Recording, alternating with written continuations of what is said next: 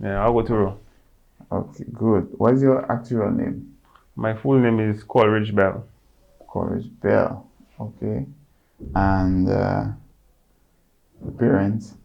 My mother name is Sheba Bell, Sheba Bowers Bell, and my father name is Thomas Bell. Okay, so your mother is from. My mother from Newtown, my father from Jodel. Oh, all right. So any siblings? Yeah, I have three siblings. Bigger sister, that's on my father's side, Adela Bell, and on with my mother's side is Alfonso Bell, my little brother, and his smallest is Shelley's Bell. Okay. So where you born? Me originally I'm a Newtown man, Okay. Charlottesville, Montego Bay. Yeah. Okay. So, but I was around like 10 years I left Newtown to go stay Jodel.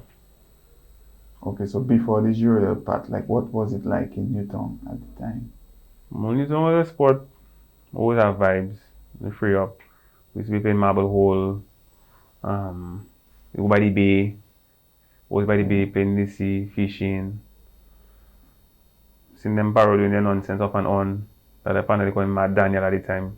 Used to wreak havoc in your tongue when Mad Daniel come in, everybody running. So here in your tongue I see a lot of the ghetto vibes and being around that kind of ambience. And my first keyboard I touched was in Newtown. That guy named Rodney. Rodney Thomas. Let's call him Keezy. He's a musician as well. So before all of that, Mm-hmm. you what year were you born? 1988, November, 88. November 26. So at the time Rodney would come, that is before you were 10, so you're really small. Yeah, small. We're like still in preschool. Yeah, 5, 6 years. So what preschool you went to? Went to preschool in Newtown, self, Ginger School. That's a preschool directly across the Catholic Church. And then after the preschool. Well, after preschool, I went to SMP. From SMP, SMA, from SMA to college. Okay. So we're back to the 10-year-old, so you're in Giro there, and Rodney come with the keyboard. So what happened? Well, yeah, the first time I touch a keyboard, see what keyboard like. Used to always be looking for battery because it was a battery powered keyboard. And I used to Okay. drain them pen like battery fast. Yeah. So yeah, that was the first time I touched a keyboard until when I went to high school.